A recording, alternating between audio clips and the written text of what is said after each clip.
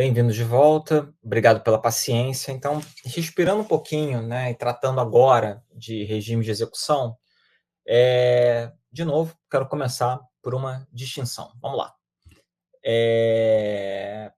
Primeiro, a distinção entre a execução direta, que é feito pelo próprio pessoal da administração pública, é muito em desuso, talvez autarquias de saneamento municipais, isso ainda ocorra, mas o mais comum é que nós tenhamos a execução indireta, né, que é quando se dá uma contratação para a administração pública para a execução do serviço.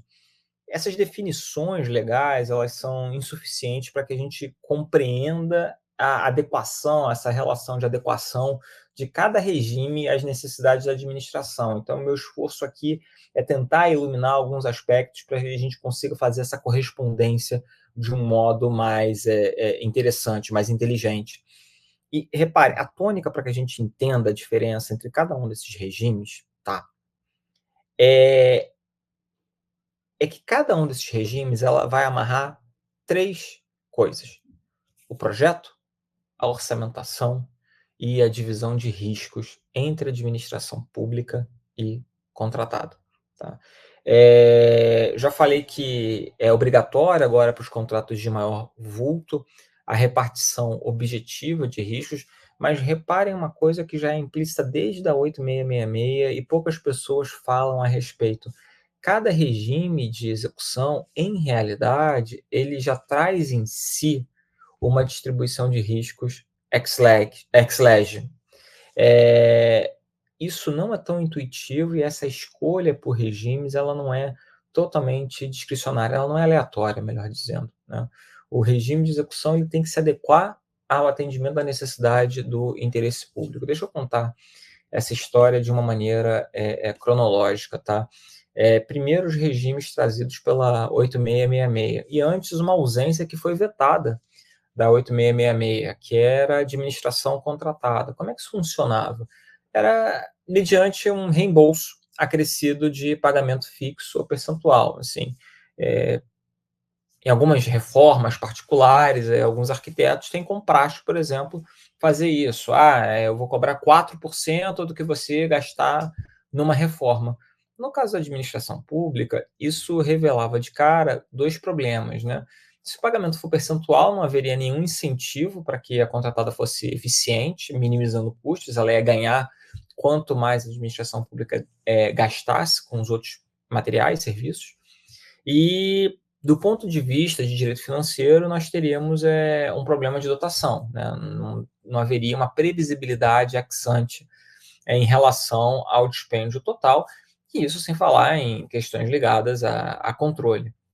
Então, entrando propriamente no que foi positivado, de fato, a contratação por tarefa ela é voltada a pequenos trabalhos, normalmente ela nem é precedida de licitação, ela se dá por dispensa, lembrando que o valor para dispensa hoje está na casa de uns 114 mil reais, e eu chamo a atenção só para o parágrafo 2º, para a necessidade de celebração de contrato, né? O contrato verbal é exceção.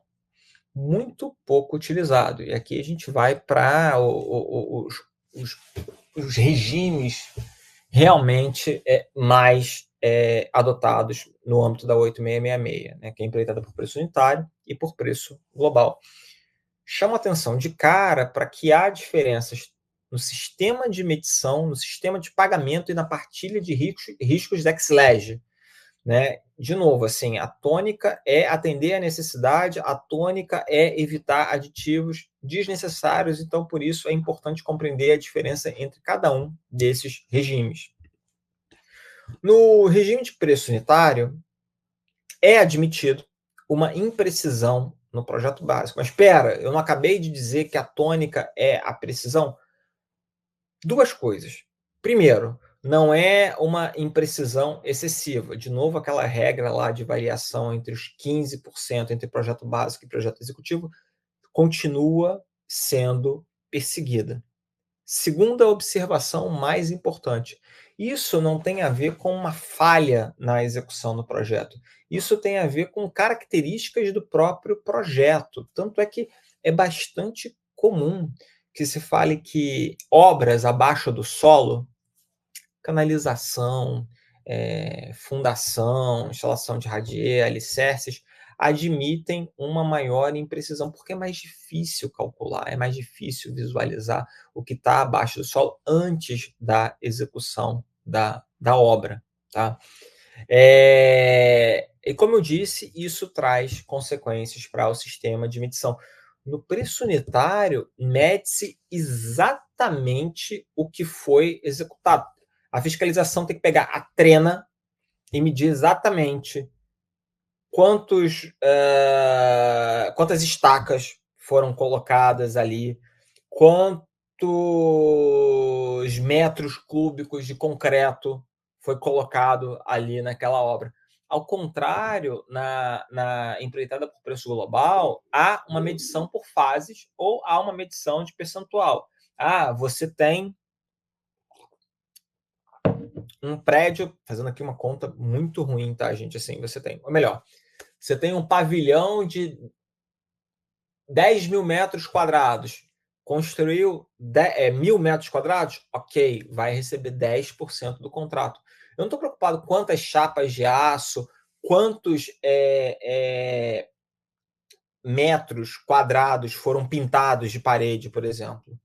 Mas isso é central quando é adotado o regime de empreitada por preço unitário. Reparem aquela questão do risco que eu falei mais cedo. Na empreitada por preço unitário, o particular não assume o risco do quantitativo. E isso acaba gerando um desalinhamento de interesses. O particular ele não está interessado tanto em ser eficiente, porque se houver aí uma variação do quantitativo, a administração pública vai ser forçada a pagar. Claro, dentro daqueles limites de até 25% em regra. Mas isso acaba implicando a necessidade de que a fiscalização ela precisa ser mais vigilante, né? Na global, de alguma medida, o particular ele assume em certa parcela o risco do quantitativo.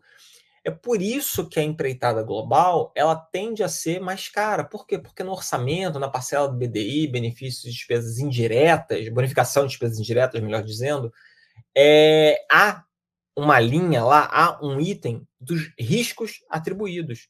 E esse risco do quantitativo, de novo, né, o sistema de medição vai ser por fases,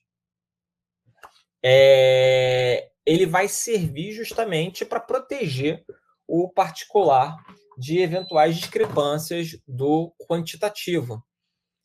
E isso, na verdade, né, acaba diminuindo potencialmente o número de aditivos.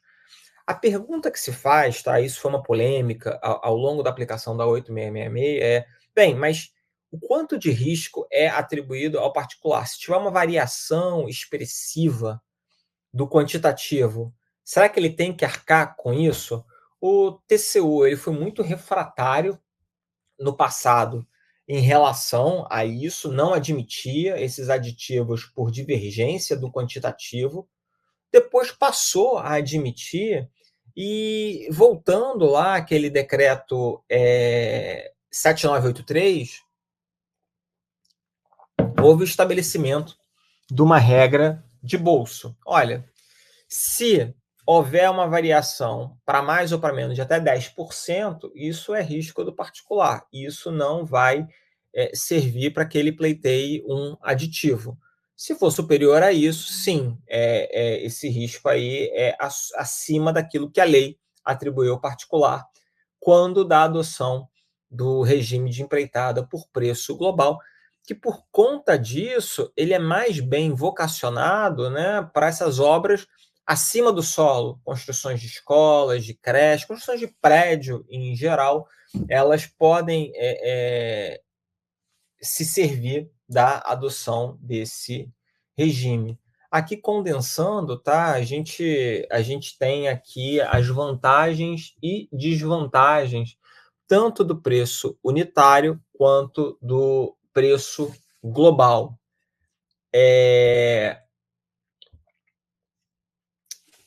Reparem o seguinte, tá, gente? A lógica da empreitada por preço global é já funcionar como uma barreira para dificultar os aditivos, né. Na prática, a gente percebe um certo abuso desses claims, desses pleitos de aditivos, de novo, né, uma mentalidade muito expansiva do alcance da teoria das áreas para justificar o reequilíbrio econômico financeiro.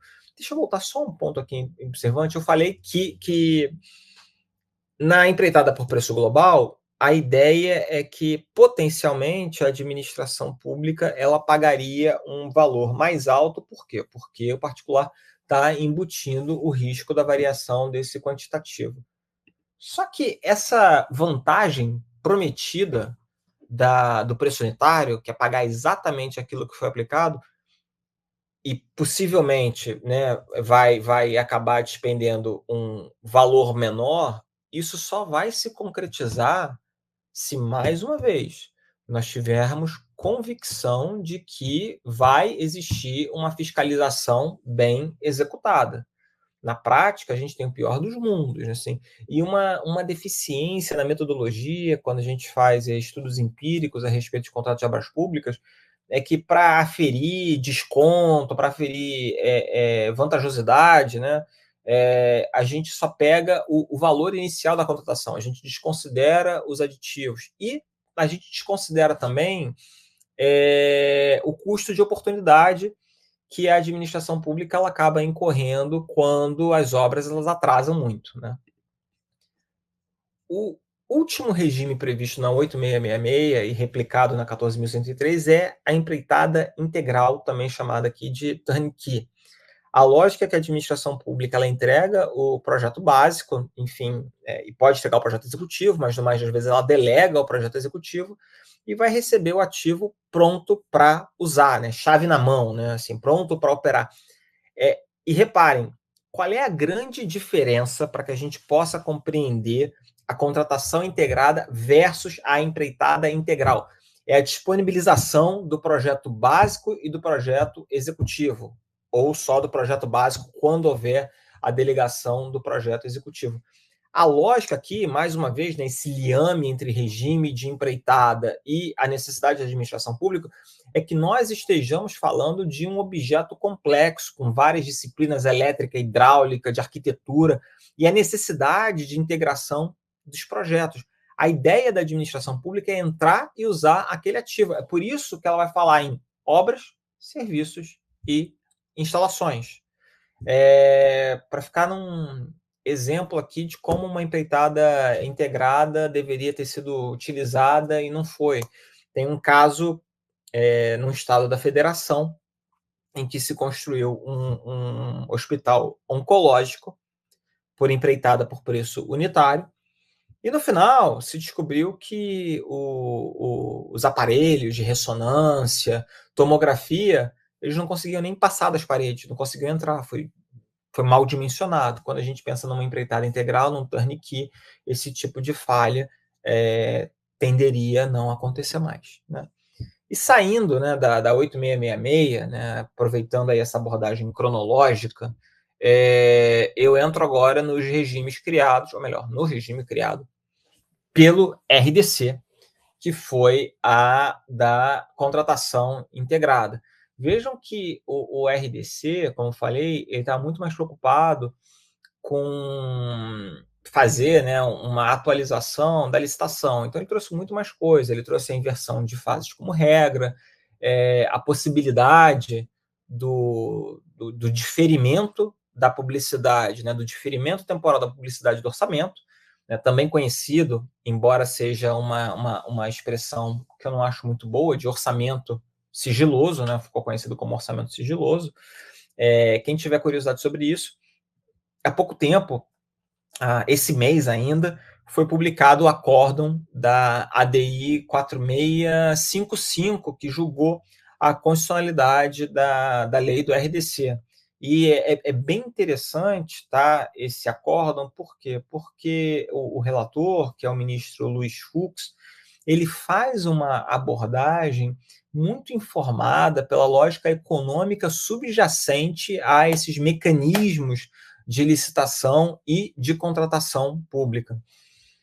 Voltando aqui à contratação integrada, né, aqui a gente, muda completamente, a lógica, tá.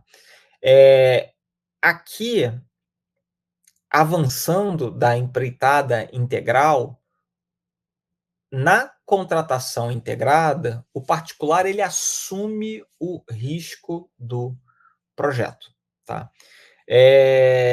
Vejam que nos regimes anteriores, a administração pública, ao entregar o orçamento, ao entregar o projeto básico, no mínimo, né, quando não entrega o projeto executivo, ela diz como o contratado vai executar aquela obra. Se por algum motivo superveniente ou mesmo uma falha que não seja imputável à responsabilidade do particular não consegue executar a obra, é a administração pública que, pelo regime de repartição de riscos derivado da lei, que é aplicável a cada um desses regimes, é que a administração pública vai arcar com isso. Isso não acontece na contratação integrada. Aqui a gente caminha para uma obrigação de resultado. Aqui o mais interessante é definir o que o particular vai entregar, mais de maneira mais precisa. Quais necessidades o particular vai ter que atender? A administração pública ela entrega o anteprojeto, há uma liberdade maior em relação ao como o particular vai executar essa obra, desde que, é claro, o objeto seja entregue aí a contento, atenda a essa necessidade.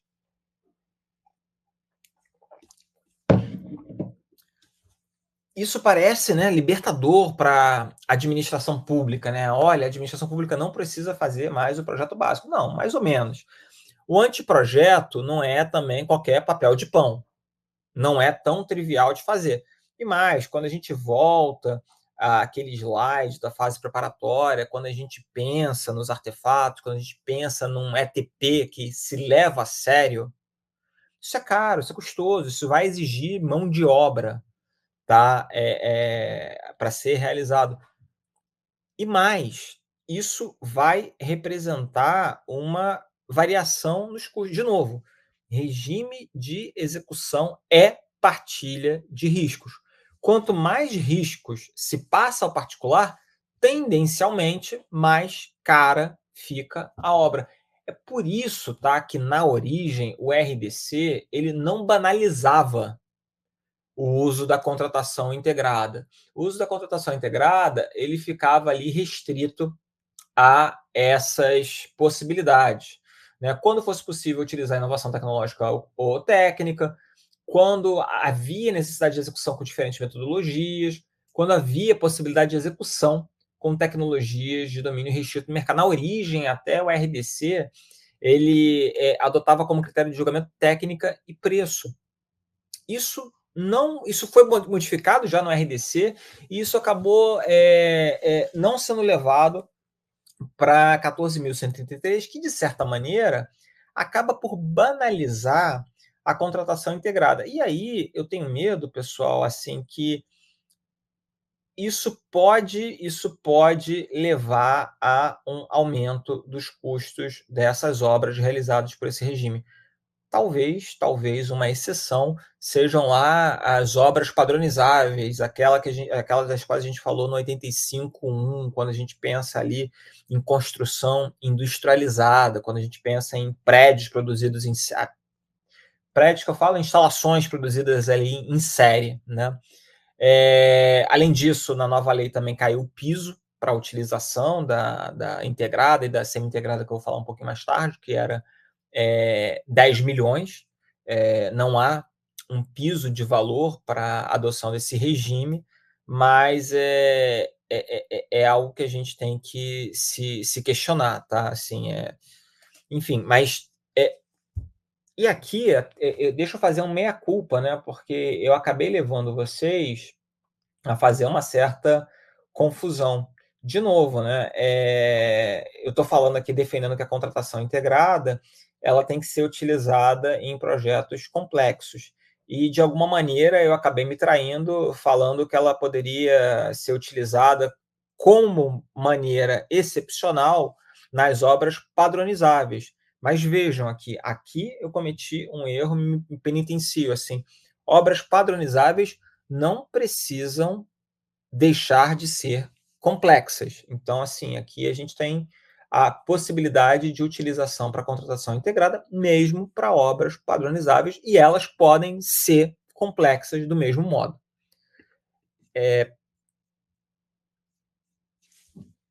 E aqui, falando da contratação semi-integrada, esse é um regime que foi criado pela lei das estatais, tá?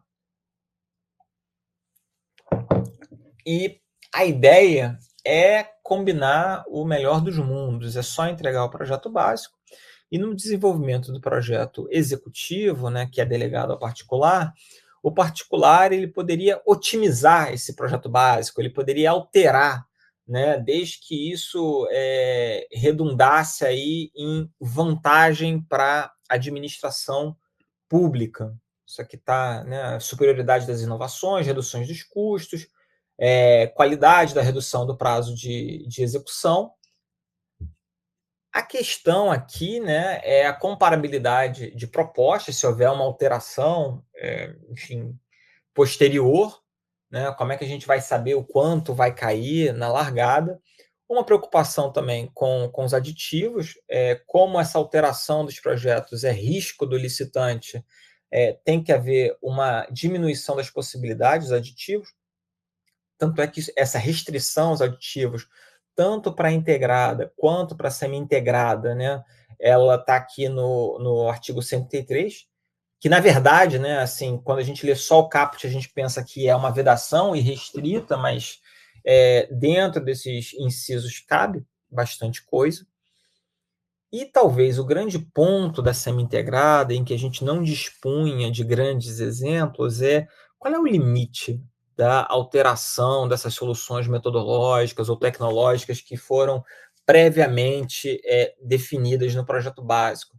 E talvez se a gente pensar dentro das categorias gerais de direito administrativo, né, a gente vê aqui que há uma espécie de tensão entre mutabilidade do contrato e o princípio licitatório, né? Assim, o quanto que a gente pode mudar, tudo bem.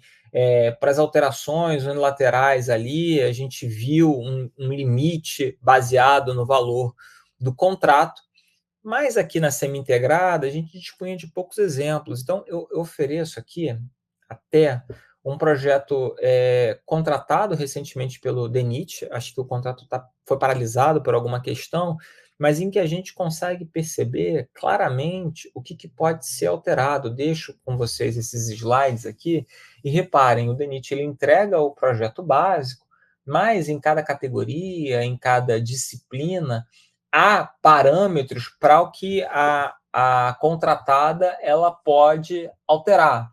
Então, vejam, por exemplo, né, no projeto geométrico, em relação ao traçado, pode haver alteração do traçado, mas essas alterações elas encontram um limite, elas devem ficar compreendidas na poligonal definida na declaração de utilidade pública vigente, né? Deve haver ali uma desapropriação que vai abranger uma área, pode haver uma alteração de curva, uma alteração de reta, desde que essa rodovia ela fique dentro dessa poligonal.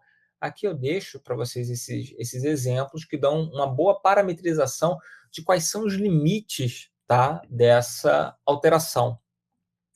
E aqui, terminando essa discussão sobre os regimes de execução, eu trago aqui o único regime de execução verdadeiramente inédito dado pela 14.133, que é o fornecimento e prestação de serviço associado. Aqui é uma lógica bastante similar à que a gente tem, tá, nos contratos de concessão e PPP, é reunir incentivo. Se o particular ele é obrigado a manter, ele vai ter um incentivo a realizar uma obra de maior qualidade. Até cito o Hamilton Bonato. E mais que isso, aqui tem uma coisa interessante, né? Qual é o prazo desse contrato? O prazo desse contrato, na verdade, ele passa a ser considerado a partir da prestação do serviço associado. Então, também há um incentivo para que o particular ele entregue a parte da obra num tempo menor, né? O que eu quero dizer? Vamos pensar no seguinte, gente. Vamos pensar que eu construo aí uma creche por meio desse regime, tá? De fornecimento e prestação de serviço associado. E a prestação vai ser a manutenção, vai ser o serviço de limpeza, vai ser adequação ali à utilização pelos alunos. Qual é o prazo desse contrato? 5 anos, podendo ser prorrogado por 5 anos, a contar da assinatura do contrato? Não. A contar do início do oferecimento desses serviços. Então, se esse particular ele entrega mais rapidamente essa obra, ele vai ter aí uma prestação o quanto antes desse serviço. Ele recebe o quanto antes, né? Vamos observar aí o que vai ser feito a partir desse regime. Eu enxergo aqui muitas potencialidades, especialmente se a gente pensar aqui num SRP, se a gente pensar aqui em necessidade constante, instalações destinadas aí à prestação de educação e saúde. Eu acho que aqui a gente tem uma, um bom instituto para ser utilizado, tá? Antes de falar de garantias aqui, uma dúvida. E essa é uma questão bastante interessante e desafiadora, tá? Num mesmo contrato de obra pública, eu posso combinar diferentes regimes de execução? É muito raro, mas existem casos, assim, eu conheço casos no Paraná, acho que foi para a construção de bibliotecas escolares, em que no mesmo contrato se conjugava uma parte, né, para as fundações, que era executado por meio do regime de empreitada por preço unitário, e para a parte lá da construção do prédio, propriamente da biblioteca, era adotado o regime de empreitada global. Claro que isso gera dificuldade na forma de julgamento de proposta, mas, a princípio, isso não é vedado. Contudo, isso não foi utilizado muitas vezes. Resta saber qual vai ser a opinião dos tribunais de contas a respeito dessa conjugação, tá? Entrando agora, tá, na parte das novidades da lei, e aqui eu quero apresentar novas peças desse Lego que eu comentei. Começando pelas garantias, o Performance Bond ele ganhou muito destaque na época da discussão da lei nova, principalmente a partir dos textos do professor Modesto Carvalhosa, que falava que era melhor apostar num performance bond efetivo que cobrisse 100% do valor da obra, em vez de continuar apostando em critérios de habilitação. Isso seria um filtro muito mais efetivo para que a gente finalmente fugisse daquele quadro de um alto percentual de obras paralisadas. Como é que era antigamente esse negócio de seguro garantia? Era basicamente a principal forma de garantia. A lei ela permitia outras, mas o seguro garantia era a principal modalidade. A regra é que ele fosse de até 5%, 10% em casos excepcionais, né, para obras superiores a 25 vezes o valor mínimo de concorrência. A gente está falando aqui de uma obra na 8666 superior a 80 e poucos milhões. Essa lógica mudou um pouquinho aqui. Eu chamo a atenção para alguns aspectos, até porque o seguro-garantia ele é muito mal compreendido. Ele está muito mais próximo, tá? Aqui já dando spoiler, mas ele está muito mais próximo para uma relação de fiança do que propriamente para uma relação de seguro, tá?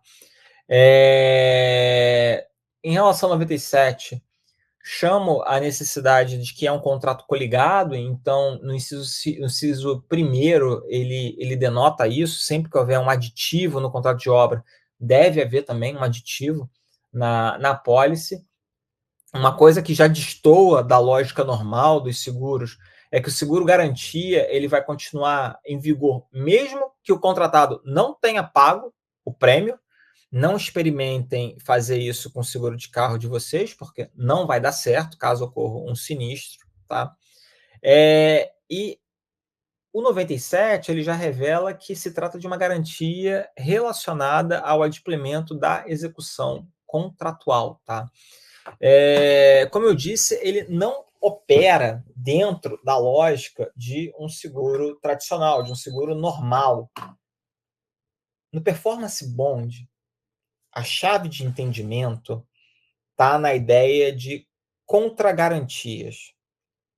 Como é que funciona um seguro tradicional, pessoal? Significa, ele funciona, ele opera dentro de uma lógica atuarial, né? Então, quando eu seguro o meu carro, a seguradora, dentro da massa de carros segurados, ela já estima qual é um percentual de perda e ela vai cobrar um prêmio a partir desse percentual. Claro que tem coisas que vão agravar o meu prêmio, idade, onde eu ando, tem coisas que podem sinalizar se eu sou um condutor mais atento, menos atento, então eu posso colocar um rastreador do carro, enfim. Não é isso que ocorre no performance bond. Aqui, a ideia é que e daí também, né, a tônica do Modesto Carvalhosa, é que haja um alinhamento de incentivos para que a seguradora ela evite o sinistro. E na verdade, assim, né, ela vai ter o prejuízo se houver o sinistro? Não. Ela vai acionar as contragarantias. Então, o que isso quer dizer? Além do prêmio que a contratada vai pagar a essa seguradora, se essa seguradora ela vier a incorrer num gasto para indenizar a administração pública ou para concluir a obra, no instante posterior, ela vai executar essas contragarantias da contratada inicial da administração pública. É por isso que se fala que, na verdade, o prêmio ele não está, na verdade, remunerando o risco, a possibilidade do sinistro, mas, na verdade, é o custo do financiamento, tá? É o valor do dinheiro no tempo entre o gasto da seguradora e a execução das contragarantias. Isso faz toda a diferença para que a gente possa combater algumas críticas que o seguro garantia ele acabou levando, porque houve uma aproximação excessiva do seguro tradicional, que é aquele, mais uma vez, que se baseia numa lógica atuarial. Há, reparem, tá, uma relação tripartite, tá? Entre a administração pública contratante, o contratado e essa seguradora. Há aí aquela ideia do acordo de garantias, e eu chamo a atenção aqui que mais do que a lógica atuarial, o que conta no seguro-garantia é o que a doutrina, eu nem diria tanta doutrina, né? Porque são poucas as pessoas que estudam isso, mas o que vale na contratação, do ponto de vista da seguradora, são os 3 Cs, tá? Caráter, que está relacionado aqui com probidade, com compliance da empresa, com questões de honestidade, integridade, com a sinceridade, né? É difícil até utilizar, mas assim, mas a sinceridade na vontade de execução dessa obra, de não se valer de superfaturamento, não se valer de jogo de planilhas, de jogo de cronograma. O segundo C se diz respeito à capacidade, que pensando aí na nossa gramática legal, diz respeito aos critérios de habilitação técnico-operacional, a experiência prévia, a solidez da organização, a qualidade do gerenciamento, dos controles, a, a, a, de alguma maneira, né, a possuir, né, a posse dos equipamentos modernos capazes de realizar a obra. E o último C diz respeito a capital, né, que é a liquidez que a contratada pela administração pública tem para realizar a obra e para honrar as contragarantias, né? Há até quem fale em 5 Cs, né? O quarto C diz respeito à continuidade, ali o período em que essa empresa está em operação no mercado, isso pode ser traduzido por reputação. E o último C é a comunicação, né? A capacidade que essa empresa ela tem de cumprir acordos, realizar renegociações, honrar compromissos em relação a todos os seus stakeholders, não só ao contratante, mas também seus acionistas, suas contrapartes, subcontratados, empregados. Isso tudo conta na lógica da contratação desse seguro-garantia. Para quem quiser trabalhar com isso, chama atenção, tá, gente, que havia uma circular da SUSEP que regia esse seguro garantias, que foi revogado recentemente, tá? Tinha um período experimental, mas a partir de janeiro desse ano vigora a circular SUSEP 662, que admite uma maior liberdade contratual, admite uma maior customização na celebração desses acordos e reproduz a disciplina da lei que limita o performance bond a 30%. Talvez seja a principal crítica, né, desse performance bond à brasileira, positivado pela 14.103, que, a despeito da literatura internacional e da experiência internacional, especialmente nos Estados Unidos, não adotam um performance bond de... Quando a gente vê os estados, né, essa legislação estadual, mas a maior parte dos estados ele adota para contratações de maior valor um performance bond de 100%, ou quando de menor valor para 100%. Aqui, para obras de maior vulto, e obras de maior vulto na 14.103 são obras superiores a 200 milhões de reais, há uma limitação a 30% do valor contratual. Essa é a expressão aí do artigo 99. Tá? Como eu disse, né, isso aqui foi um cavalo de batalha aí no período pós-Lava Jato. Modesto Carvalhosa foi o principal pontífice dessa solução, indicando que as seguradoras elas seriam parceiras da administração pública para ajudar o monitoramento, né, evitaria aí o superfaturamento. Como adiantado, talvez a coisa tenha sido um pouquinho mal desenhada, tá? Porque limitando 30%, se ocorre o sinistro e antes da seguradora recuperar essas contragarantias, quais são as opções da seguradora? Indenizar a administração pública, né, no valor da pólice, que é 30% do contrato, ou contratar alguém para terminar a obra. E aí, reparem comigo, gente, se a obra estiver muito no início, o performance bond ele não vai garantir a conclusão, né? Vamos pensar no seguinte, vamos pensar numa obra aí de 300 milhões de reais, tá? 300 milhões de reais. O contratado só executa 30 milhões. Bem, 270 milhões é superior a 30% do contrato. É mais fácil, talvez, seja mais eficiente, né? Seja mais proveitoso do ponto de vista da seguradora indenizar a administração pública, o que não necessariamente vai resolver o problema da administração pública, que vai se ver forçada a fazer uma nova licitação, vai ter que rever o cronograma, enfim. Então, talvez a coisa tenha sido um pouquinho mal articulada. Com certeza vão existir no caso alternativo em que a seguradora contrata alguém para terminar a obra, alguma discussão a respeito da habilitação. Será que essa nova empresa ela tem que atender aos requisitos de habilitação originais da licitação? E aí eu chamo a atenção para o julgamento da DI 2846, que se debruçou sobre esse tema no âmbito das concessões e PPPs.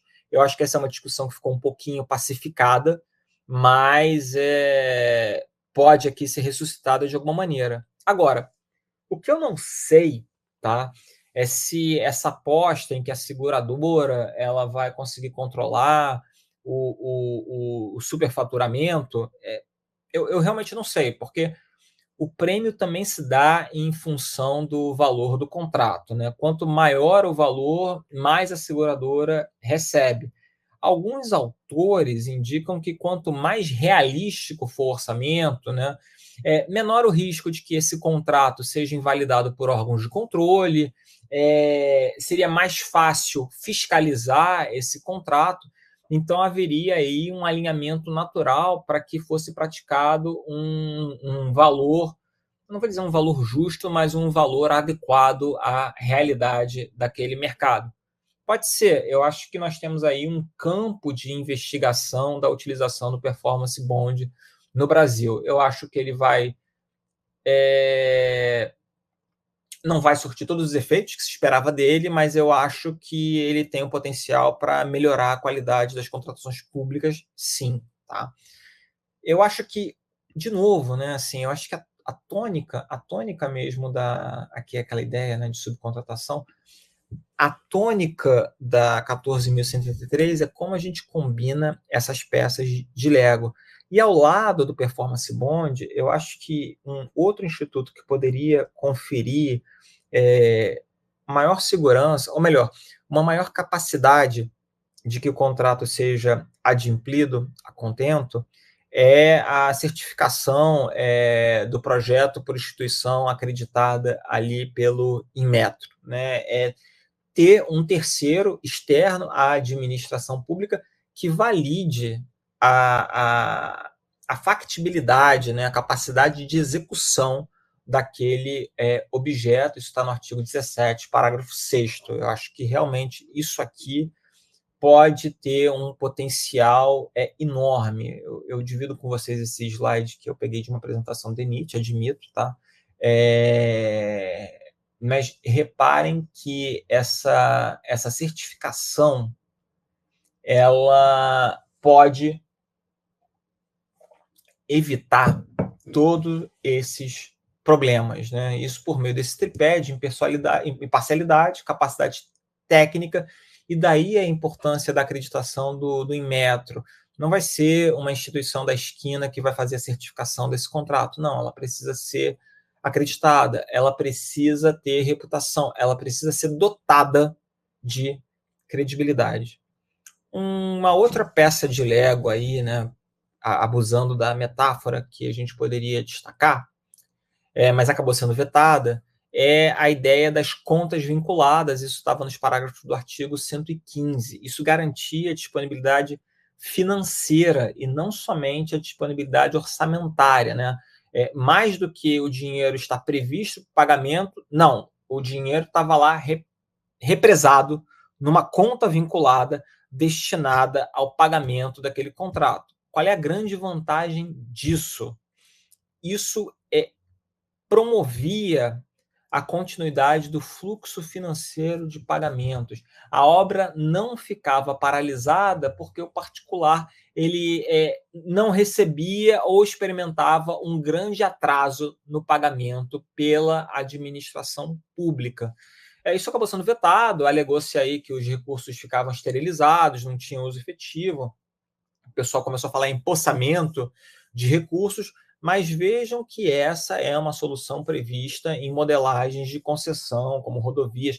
Parte da outorga vai para contas vinculadas.